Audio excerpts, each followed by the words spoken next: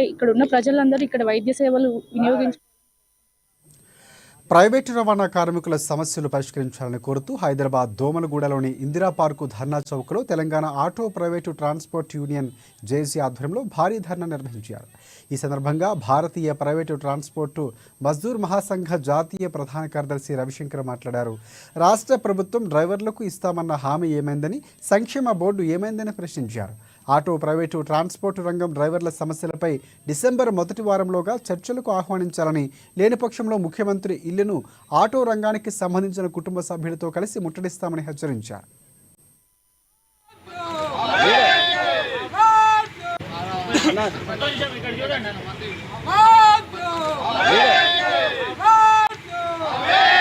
చాలా ఇబ్బంది పెడుతున్నది, వాళ్ళకు పొట్టగొట్టేస్తున్నారు.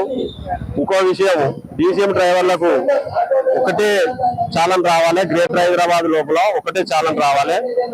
అది ఒక పోలీస్ స్టేషన్ పరిధిలోనే 3-4 చాలన్లు వేస్తున్నారు. ఆ చాలన్ వేయకుండా మీరు గవర్నమెంట్ నిర్ణయం తీసుకోవాలి.